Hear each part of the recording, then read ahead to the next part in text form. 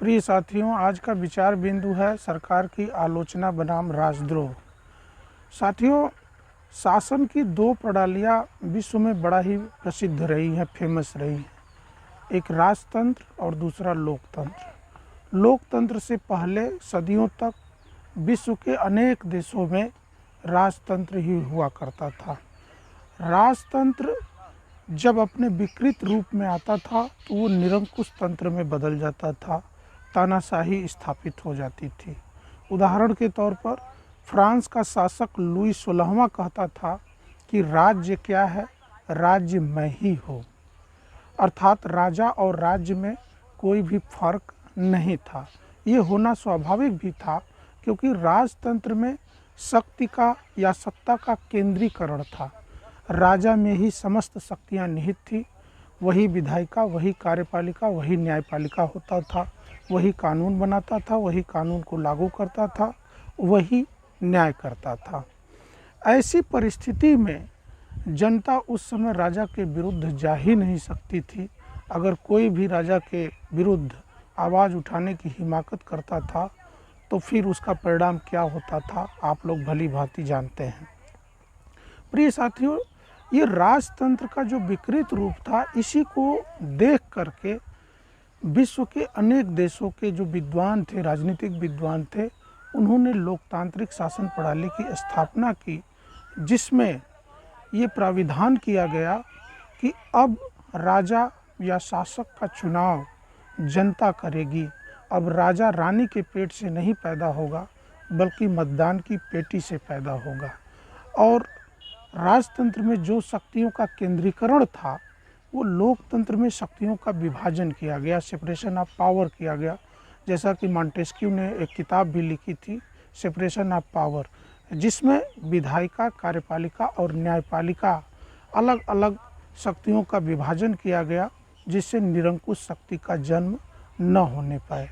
और जब जनता शासक का निर्वाचन करेगी तो जनता अपने वोट के माध्यम से, जो 5 साल के बाद होते हैं, शासकों को उनको असली रूप में लाने की कोशिश करेगी।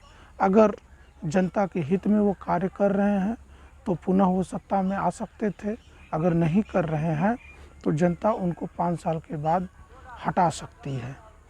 लेकिन ऐसा नहीं हो रहा है।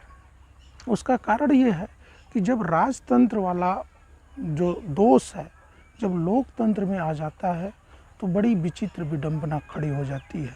अगर भारत में हम देखें तो जब भारत का संविधान लागू किया गया तो हमने लोकतांत्रिक शासन प्रणाली को अपनाया।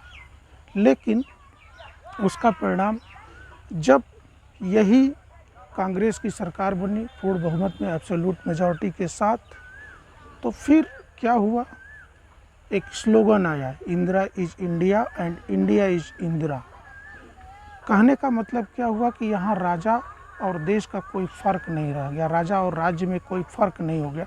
बार बार राज्य शब्द का प्रयोग हो रहा है, थोड़ा सा यहाँ राज्य शब्द का डिफिनीशन यहाँ पर बताना ज़रूरी हो जाता है। 3 शब्द अक्सर आपको सुनने को मिलते हैं, देश, राष्ट्र और राज्य। राज्य का मतलब यहाँ प्रांत से नहीं है, राज्य एक राजनीतिक इकाई है। देश एक राजनीतिक और भौगोलिक इकाई है। राष्ट्र उस देश के प्रति वहाँ के निवासियों का जो भावनात्मक लगाव होता है उसको हम राष्ट्र बोलते हैं। जबकि राज्य एक संप्रभुता संपन्न राष्ट्र को राज्य कहा जाता है। इसको उदाहरण के तौर से और अच्छे से समझा जा सकता है कि 15 अगस्त 1947 से पहले भारत राष्ट्र भी था, देश भी था, लेकिन राज्य नहीं था, क्योंकि भारत की संप्रभुता अंग्रेज़ों के अधीन थी। लेकिन 15 अगस्त 1947 के बाद भारत राष्ट्र राज्य बन गया। तो मैं राज्य का मतलब एक देश से है। तो यहाँ पर अक्सर ये हो रहा है कि उस समय जब हम बात कर रहे थे कि इंदिरा इज इंडिया और इंडिया इज इंदिरा, तो उसका परिणाम क्या हुआ, जब राजा और राज्य का फ़र्क समाप्त हुआ तो एक तरह से निरंकुश शासन का जन्म हुआ, तानाशाही का जन्म हुआ। लॉर्ड एक्टन एक विद्वान है, उन्होंने कहा था कि power is corrupt, absolute power is absolute corrupt. शक्ति भ्रष्ट करती है और निरंकुश शक्ति पूर्णतया भ्रष्ट करती है। और उसका परिणाम हुआ कि इस देश पर 3-3 बार आपातकाल थोपा गया। वहाँ उस समय चाहे मीडिया हो, चाहे जो भी विरोधी, सरकार के विरुद्ध जो भी बयान देता था, उसको सीधे जेल में ठूंस दिया जाता था। तमाम तरह के निरोध कानून बनाए गए और उसके तहत जेल में डाल दिया गया। फिर उससे जब मुक्ति हुई तो लगा कि नहीं, अब लोकतंत्र भारत में है और लोकतंत्र का मूल्य कभी भारत से ख़त्म नहीं होगा। लेकिन वो प्रवृत्ति धीरे धीरे इस सरकार में भी, या कोई भी सरकार जो मेजॉरिटी में आ रही है, फुल मेजॉरिटी में, उसके ऊपर जनता का नियंत्रण ख़त्म होता जा रहा है। जनता जब उनकी नीतियों की आलोचना कर रही है कि ये नीतियाँ गलत हैं, इसमें सुधार की ज़रूरत है, तो तमाम तरह के राज्य अपने संसाधनों का प्रयोग करके उनको जो है उनकी आवाज़ को दबाने की कोशिश कर रहा है। मीडिया जो कि जनता की आँख कान होती है, वो भी डर गई है। तो ऐसे सब चीज़ों का, इन सब चीज़ों का हमारे लोकतांत्रिक मूल्यों पर कुठाराघात हो रहा है और देश की जो एकता और अखंडता है वो भी प्रभावित हो रही है।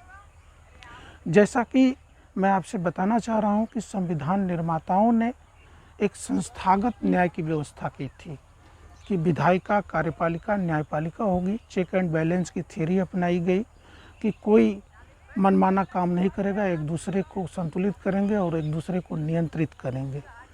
उस समय जब इंदिरा गांधी प्रधानमंत्री थी तो माननीय न्यायालय, जिसको संविधान का संरक्षक और नागरिकों के मूल अधिकारों का संरक्षक कहा जाता है, उन्होंने अपनी अहम भूमिका निभाई और सरकार की जो तानाशाही थी उसको नियंत्रित करने का प्रयास किया गया। उसी का परिणाम था कि इंदिरा गांधी की सदस्यता तक निरस्त कर दी गई। आज ज़रूरत है कि जो भारतीय संविधान निर्माताओं ने उस समय भारत की सबसे इंटेलेक्चुअल प्रॉपर्टी जो थी इस भारत देश की, उन लोगों ने मिलकर के संविधान को बनाया था और चेक एंड बैलेंस की थ्योरी अपनाया था कि कोई भी मनमाना कार्य न कर पाए, निरंकुश न होने पाए, क्योंकि निरंकुशता अंततः जनता को ही कुठाराघात करती है, जनता के हितों को ही नुकसान पहुंचाती है। लेकिन जनता क्या है कि जनता धर्म और जाति के नाम पर विभाजित हो जाती है। किसी विद्वान ने कहा है, बड़ी अच्छी बात उन्होंने कहा है कि people get the leader they deserve. लोगों को वैसे ही नेता मिलते हैं जिस लायक वो होते हैं। हम जनता को चुनते हैं, अगर जनता चुन करके उनको भेज रही है और उस तरह का वो व्यवहार कर रहे हैं तो मुझे लगता है कि नेताओं से ज़्यादा दोषी जनता है। अगर जनता इस तरह के बातों को समझे तो निश्चित रूप से निरंकुश शासन का जन्म स्थापित नहीं हो सकता है। आज ज़रूरत इस बात की है कि संविधान के द्वारा सीमित शासन प्रणाली जो अपनाई गई है उसका ईमानदारी से कार्यान्वयन किया जाए, तभी भारत एक विकसित और मजबूत राष्ट्र बन सकता है। मीडिया को इसमें अहम भूमिका निभानी होगी। आप अपने कर्तव्य के प्रति ईमानदार रहिए, मीडिया का यही धर्म है। चूँकि मुझे लगा कि इस टॉपिक पर मुझे एक अपना भी विचार देना चाहिए, इस देश के नागरिक होने के नाते मेरा भी कर्तव्य बनता है कि जो मुझे उचित लगे मैं कहूँ। उसको मानना न मानना आपके विवेक पर निर्भर करता है। लास्ट में चंद पंक्तियों के साथ मैं अपनी बातों को समाप्त करना चाहूँगा कि रस्में उल्फत रुसवा न हो जाए, सर इतना न झुकाओ कि सजदा हो जाए। धन्यवाद।